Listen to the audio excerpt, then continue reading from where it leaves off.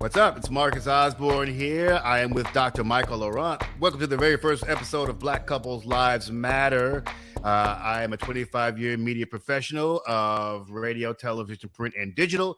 And that distinguished gentleman in the blue shirt is Dr. Michael Laurent, PhD, licensed psychologist whose 40-year career has seen him help thousands of couples in couples therapy. And also, he specializes in Black men's mental health. This show is the creation of Dr. Laurent. He retired, moved to New Orleans, and he's decided that he doesn't want to quite hang up the mantle. We want to hang up the doctorate just yet. You want to keep on helping people and teaching people, right, Doc? Right. I can't shut up. All right, so we're going to jump into things. Now, the way the show is going to operate, we're going to try to pull something from the headlines every week because there's things that the general public talks about. We'll jump into it too. And what you should know is Dr. Mike is not a man who suffers fools lightly. And we will probably disagree on a bunch of things from time to time, but that's the way life goes. But let's jump into the biggest story, at least in terms of couples news over the past few weeks, is this Will Smith and Jada Pinkett Smith story. I am constantly fascinated by, and I mean, this is why I got into journalism in the first place, is because I'm interested in human beings, the human condition, the reasons that people do what they do, not necessarily the actual action itself, but generally speaking, the motivations for human beings. And I find that people's motivations as couples are endlessly fascinating. So, and Dr. Mike, he's like, this is all bullshit. So, so we'll have that discussion. And Mike, why don't you talk about what is it about this issue that drives you insane? Well, I think I mentioned it to you before, is that I was allergic to even the topic. I mean, I thought we would just handle something a lot more academic and then just across the board. But it was, oh my God, don't do this to me. Not Will and Jada. I mean, I'm losing hair, but look. I'm losing more hair over Will on this side and then Jada on this side. And it's just that, this is where you and I, I guess we'll come up with some kind of bridge between the media and a bridge between what happens in a quiet, intimate, confidential therapy room. And that's really going to be the thing here, is because I don't work on TV normally. I work in a closed room with a couple, and it's just the three of us. And this is going to be really fascinating because if I were the therapist for Will and Jada, I think I would have a field day with these two, just trying to figure out exactly what the hell is going on here. Well, let me ask you though. Let me ask you directly. What is it about a couple that's been together for as long as these two have been? What are some of the things that couples encounter? Why do they diverge and drift off? Things go, there's a honeymoon stage. Obviously, you fall in love, you get married, and you end up being, or you don't get married, but you're together for decades. And then at some point, this weird thing happens. I guess it's not that weird, but this thing happens where they start to diverge. What usually precipitates these things? Well, I think for a lot of couples is that they do find somehow that compatible person or person that they can kind of feed off of. And a lot of couples do that in a healthy way. But sometimes there are some couples where they feed and off of each other, but in the wrong way. And I think I mentioned this somewhere, but there is something called folie à deux. That's a delusion shared by two people. That's folie à deux? Folie à deux. It's a French term. It used to be a clinical diagnosis, but it used to be a diagnosis for somehow couples who find each other and there's so much craziness that they feed off of. So it's kind of like if one person says, well, I see spaceships coming in, and then the other person they just happen to meet is like, oh, I see spaceships too. And it doesn't happen all the time, but sometimes people do hook up with those people that just cause, something different than the average person. So maybe the average person would have said, see ya, I'm out of here, or case closed, or I'm getting a divorce, or I'm leaving. They're not taking the steps as, say, the typical couples who would have gone, by now. But there is something that is probably keeping them together, that's making them feed off of each other. Do you think it sounds, honestly, it sounds like an addiction? Is that what it is? Is that the? I think so. It's sort of like, if they could just have that kind of therapy, alone, not on the tabloids, not on NBC, not with Hoda Kotb. If they could have that kind of therapy, together, I would really pray for them and just want them to really, kind of like, look at each other for the healing. But it's blown up. It's in everybody's living room.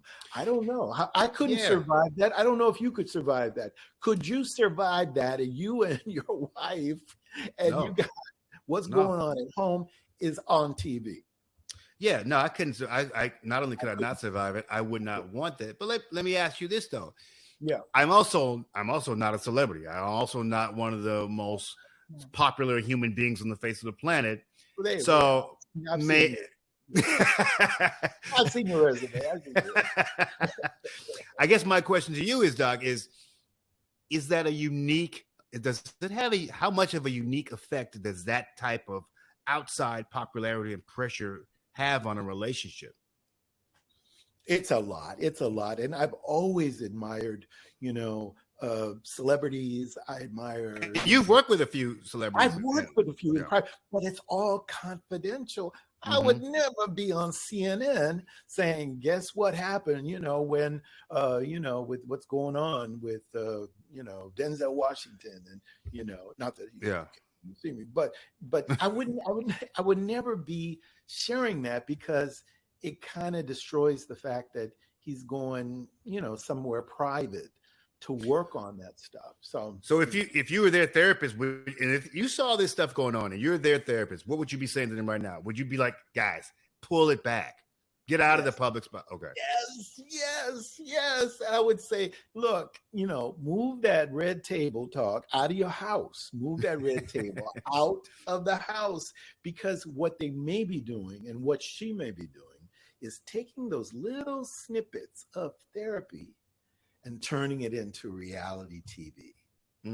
And that's the part that just really kind of grinds at a licensed psychologist, because a licensed psychologist, like, this is like a reality show. This really has the elements of a reality show. What's the danger in that though? Like, what's the danger in saying, okay, well, we're seeing our therapist, but now I'm going to go talk about everything to the world. What's the actual danger to the relationship? Concentration. You're not concentrating on that one person that you have to go home with. You're concentrating on the image, the book, the interviews, the questions, the memes, the follow-ups, and everybody else's opinion. Everybody's going to get in on this. And again, Marcus, if you and your wife are going through that,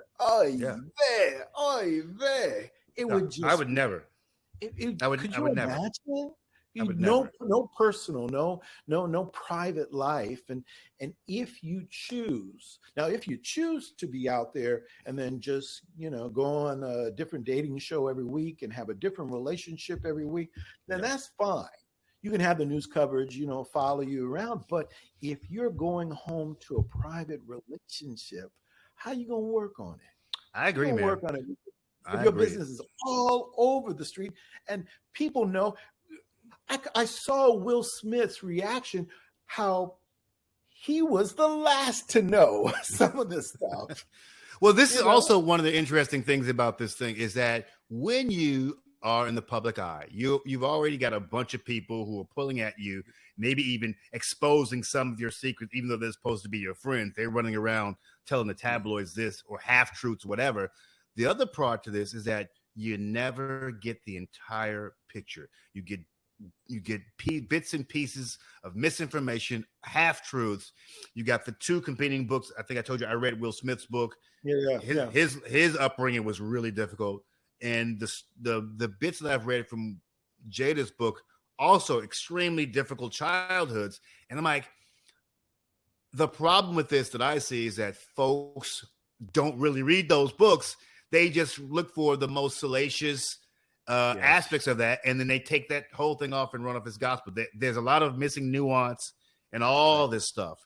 And so I feel some sympathy for the misunderstanding, but I don't feel bad that they're going through all of the blowback, because I hate to say it, when you put yourself out there, when you write these books, as a reporter, people would say to me, Marcus, you shouldn't be asking these questions. But I'm like, listen, as a reporter, as a journalist, if you're promoting a book and you want me to interview you, I'm going to ask you about the things that are in the book. My job as a journalist is to try to be as fair and objective and as non-judgmental as possible. But be honest, like, everybody's going to know your business, and there's nothing you can do about it. You can't get mad about it, right? That's right. That's right. And so I don't know. And where my heart does go out to? Those kids, the children. Yeah, dude. That's a really good point. How do you think it affects these kids? I don't, it's just, there's your mother and you're your father, and I don't know if I'm with him, and we're not there, and we think we're here, and we did it, and that. Kids have a hard enough time trying to make sense of this world. Yeah. And adults should be held responsible for making sure the kids aren't more screwed up than they actually might be. Yeah. And so, your obligation as a parent is to make life safe for those children that are following you. And so the interesting thing about them was everybody thought the kids were crazy because they were dressing all kind of kooky and, all hip and, punkish, and they were into this and whatever. But, just looking at it from a distance, it's the children that really have to be shaking their heads and suffering the most from it. Adults, you're old enough to make your own mistakes. Okay. So, if they were single, if they didn't have kids and they just wanted to do what they wanted to do, then, God bless, whatever. Yeah. Well, listen, I definitely do not take joy in any of the stuff that's going on. I think it's very tough, as you said, particularly on these kids, even though they're all grown now. But still, I think that the stuff that was going on behind the scenes for at least the last 10 years has probably affected them. I know that it affected Willow. She went and cut her hair off. She was a big star, and then they literally quit a tour right in the middle of a tour because she was like, Dad, I can't do this anymore. So he cut the tour short. So I guess my only feeling is I hope that everybody's okay emotionally eventually. And if it all works out in the end, who cares how they got there, I guess, right? God bless. I want to switch gears a little bit. This is I found this a couple of weeks ago, and I really want to get your thoughts on it. Basically, this therapist says women abruptly quit therapy when they have to take accountability. So I checked it. I'm gonna play this. You listen to it and you tell me what you think. And women can't be held accountable. And I began to really think deeply about this idea. And one of the things that came across my mind is, in the last 9 months or so of me being in my private practice, I have myself experienced many women, whether they came as a couple or they came by themselves, they very abruptly discontinued their therapy. And I started to reflect and really think, what was going on here? And I noticed that after I had to confront them about something, I had to bring to their attention something they were doing that wasn't contributing to the health of the relationship, they became very defensive and very, just very harsh, and they stopped coming. And even though the husband would continue to come, he made it very clear that, she won't apologize. She thinks you're wrong. She thinks you're taking my side. And I began to really reflect, like, oh my gosh, is it true that women don't apologize? Is it that? What do you think about that, Doc? Because as a guy, I'm like, you know what? Yeah, it is hard for women to admit that they're wrong. But maybe that's just me. I don't know. You tell me. Do you see this in your practice? Did you see this in your practice ever? Or well, the thing is that it's hard to generalize, and I know obviously, thing to say it's hard to generalize. Listen. Here's what I say about generalizations, Doc. Yes. Generalizations are just generalizations, but generalizations can also be true. Yeah, but but you asked me in my practice. Yeah, Okay, yeah, my yeah. practice, and I don't know how long the other therapists have been practicing, but in my long practice, it's the other way around. I've seen Guys. it where is that the guys were the ones that being drug in. Guys Mhm. were the ones calling me up for the appointment, verifying the appointment, making sure what the address was. They were like, you know, followed, being forced to come in.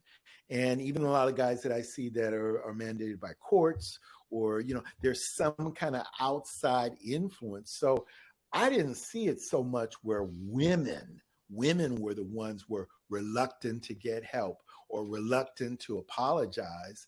I saw with a lot of men having some issues. So I don't know if we interchange the pieces. Let's say, Yeah. for instance, if you had a male therapist and you had the couple, would that dynamic be different? Or, it could Interesting. be that the woman was reacting to the woman therapist. Was there some kind of competition going on Ah, there? yeah, I don't know. yeah. In therapy, we have something called transference and countertransference. Explain that to people, please. Okay. Transference, I teach in my classes. Transference is when your clients look at you, Marcus, my therapist, and you represent something to me.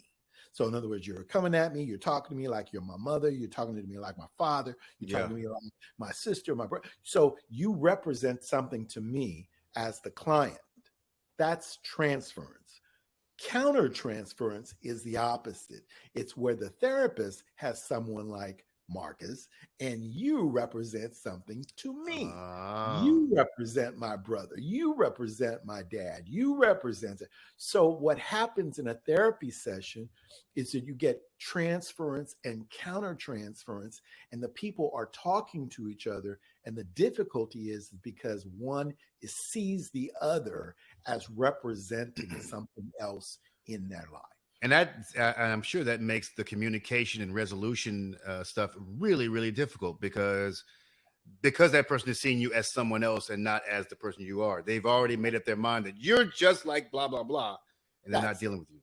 That's funny. I think that probably occurs in couples too, because I mean, there's been many occasions where I've even had my wife tell me that, we've had an argument. She go, you're just like my dad. I'm like, no, I'm not just like your dad. But I get it because there may be a situation that was similar to one that she went through. Mm-hmm. And then that reminds her of something that happened with her dad, but I'm not that dad. Well, how do it's interesting you say therapists do it. How do therapists deal with that? How do they combat that type of thing? That's a good question, because I test my students on that all the time. Is that definitely you want to work on a client's transference in the session. So, for instance, if I'm coming across Marcus like your dad or whatever, or if you're having some kind of difficulty talking to me, then I might want to play with that, and I might want to say, how do you see me? Do I come across in a way where does this remind you of anything? Or I noticed the last last time we talked. It just, some things were coming across. What I don't do as a therapist, I don't work on my stuff with the client. So you work on the transference, you don't work on the countertransference in the session. I don't say, Marcus, you know what? You remind me of this person who was abusive to me, who was really harsh for me. But how do you deal with that, though? If you're the therapist, deal with that. First of all, you don't deal with it, because why do you have to go home and think about, this guy just said I look like, or I act like this abuser guy? What is wrong with him? So I don't work on my stuff in the therapy session with the client. But if I have that stuff, I'm going to go to my person. And I know we've talked about that show that I really like. It's called Couples Therapy. Yeah. Where the therapist has a therapist. Yeah. And the therapist, that's where she cleans up that stuff.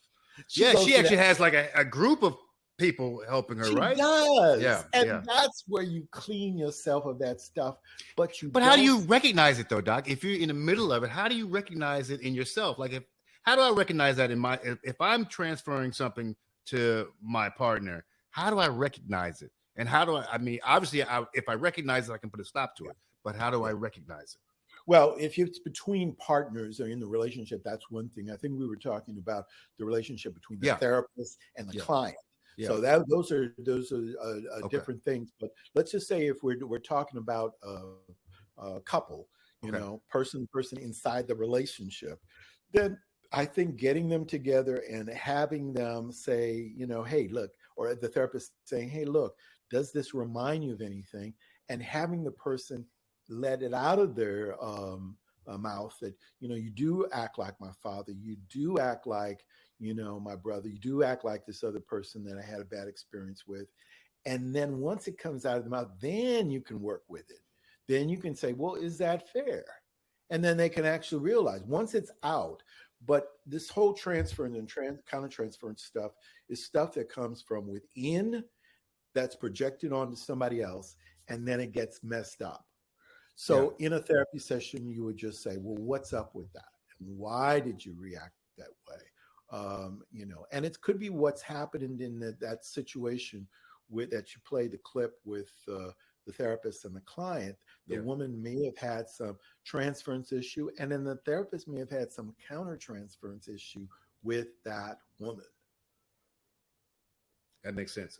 That's fascinating stuff. I could talk about that all day because Yeah, I do think that happens more than we probably recognize. I feel like that's a fairly common thing in therapy, right? Isn't it? Or am I losing my It mind? is, but you know, I have to say that I have sworn to the Psychodynamic Club of America. So all of us Freudians, all those people see the law therapists that never even studied Freud, and I studied Freud. So if I've taken in all that psychodynamic, and then on couples therapy, that TV show, I think I mentioned it to you, is that she's very psychodynamic. And so what does it mean when you say someone's psychodynamic? What does that mean? Psychodynamic comes from Freud. So what it means is that everything's part of the unconscious. Everything is coming from you that's getting projected on someone else. So we were calling it transference and transferring, but it's all about projection. What's coming in from my unconscious is being dumped onto that other person. And so that's different from the cognitive behavioral therapist that's just going to work on, okay, you be nice, shake hands, okay, you know, happy family, that kind of thing. Is that there's psychodynamics, something is about the unconscious, and that's what's bringing up this stuff about why I can't talk to you, Marcus, because you represent something that happened, you know, a while ago that is kept in my unconscious. Now, and if you're on the receiving end of that transference, how do you manage it? If you're a couple and they're doing it to each other, you talk about, you expose that. And I think for a lot of couples, just saying it, you know, I mean, you know, if your wife says to you, you know, you're just like my father. Well, after she sits and thinks about what came out of her mouth, she knows you don't look exactly like her father. Okay. So I met your lovely wife, and you know, and she said, but it's just that people need time not to just deal with it in therapy, but to work it out in their own head. Yeah. For her to actually say that, she's going to have to, you know, work on it and kind of stir it up for a while and just, you know, but people can do that once they can kind of admit it to themselves and admit it to their partner. So basically what you're saying here is this woman may or may not actually have a bunch of lady clients who are, you know, not willing to admit that they are wrong or apologize. All of this stuff is sort of anecdotal. Yeah. And who knows? Oh, you kind of froze there. Okay, I see you freezing. Okay. All right, there you go. But yeah, because just from my experiences, it's possible that other therapists would have had a different outcome. Yeah. All right. Different mix. I'd like to close with some wisdom, some advice from your end, and I just want to leave people with something that maybe they can take into their own lives and use in their, you know, sort of daily relationship and interactions with other folks. The idea of resolving conflict without agreeing with your partner, I think that's a huge deal, because I've had disagreements with people Well, they'll go, well, you don't understand my point of view. And I'm like, no, I understand. I just don't agree. And then they'll go, well, if you understood, you would agree. Like, nah, I really don't. I understand your point. I just don't agree with you. How do you manage that sort of minefield? Okay, if you're talking about couples, then you have to have ground rules. Okay, you have to have, safety rules. We don't get mad at each other and throw things. We don't hit each other. We don't do, all kind of. There are rules. There are rules to a marriage, beyond just getting married. So you have to have the ability to say, okay, no matter what we disagree upon, we're always going to be together, and we're on the same side. Right. So the having those things, those messages in the back of your head. The other things that may be distractions, well, my wife doesn't like the kind of TV programs that I like. She doesn't. She doesn't. No, she doesn't. We like a lot of the same stuff. We like a lot of the same stuff. She doesn't have to. There's no need to get into a fight. And if you have those kind of things kind of agreed upon, if you shake and say, okay, we are going to go to bed and we're not going to, I forgot what the saying is exactly. It said, don't let the sun go down on an argument. I've never heard it, but that sounds good to me. It's it. It's it. It's the moral advice that a lot of couples have had. So no matter what you fight about, what you argue about, what recently happened that caused them crazy, what you do, Marcus, is before your wife goes to bed, you say, come here, come here. And you put your arms around them. And it doesn't mean that I'm right, you're right, I won, you won, I'm going to change, you're going to like my programs. It doesn't mean that. It means that, come here, come here. Yeah, but what do you do when that person just, nope, I don't want to. I'm going to be mad. Then they've got some work to do, and that happens. People do hold grudges to it, but you need to actually talk as a couple. And I think the best time to do it is when you're not in the middle of an argument. So, for instance, I've learned that. Yeah, I know, because if she wants to kill you, then Marcus, then you can't just say, "Come here, come here." It's like, no, you're covering up my feeling. I have a valid reason to be upset, blah, blah, blah, blah, blah. So in those quiet, calm states, there's got to be some rules in terms of, as long as we're going to be sharing this bed, as long as we're going to be in the same room, we got to be able to just kind of like, just not make it go away, but just agree that our being together is more important than our fight. And then that typically works. I feel like this is a lot easier said than done, Doc. I feel like it's easier to say, because when somebody really, there's some people who take being agreed with so personally. Yeah. I don't take that stuff personally. I don't care if people agree with me. It doesn't bother me because that's life. I like, you know what I mean? I like diversity. Exactly. So I'm like, and a lot of times my own opinion is wrong. I'm fine with that too. But there are definitely people who go, if you don't agree with me, something's wrong with you. And if you don't agree with my perspective, something's wrong with you. And you don't understand where I'm coming from, because if you understood where I was coming from, then you would agree with me. How do you deal with that? Okay. Well, the thing is that if you are in a committed relationship, it is your job to make sure that your home is safe and that you have peace in your home. You've got to. Now, if we're talking about you, Marcus, and just some stranger on Canal and Claiborne, you're just like, I don't like your program, I don't like yours. Then, you give each other the middle finger and then you go away. Okay. It's over. Yeah. But not for the person that lives in your house. Yeah. Whatever the conflict may be, you can continue that. You can just say, come here, we'll pick this up tomorrow. Okay, that'll be on the old business for our agenda for tomorrow. But for right now, we've got to sleep under the same home. Yeah, it's just got to get to a point where, what is it that Barack Obama used to say? We can disagree without being disagreeable. Like, it's fine. We don't have to agree on this, but it's not a personal thing. Right. It's not a judgment. My disagreeing with you is not a value judgment on you as a human being. It's just my personal constitution. I feel this way. Mhm. And All again, right. I'm trying to make a distinction between strangers having a conflict Yeah. and your significant other having this conflict. There's a difference. Yeah. All right, I think that's going to do it for us. That's Dr. Michael Laurent. I am Marcus Osborne. Please check out the YouTube page. The YouTube channel is blackcouplesLivesMatter.com. I shouldn't say .com. That's the website. The website is blackcouplesLivesMatter.com. The YouTube channel is Black Couples Lives Matter. That is Dr. Michael Laurent. Find him on Facebook, Dr. Michael Laurent. And let's grow this thing. Let's get some folks in here. If you've got questions, comments, concerns, the doc is all over the socials, and you know what? I'll post the socials below this video so you can reach out to Doc, and we'll get some folks on here, and maybe we'll invite some guests in to ask some questions live to Dr. Michael Laurent.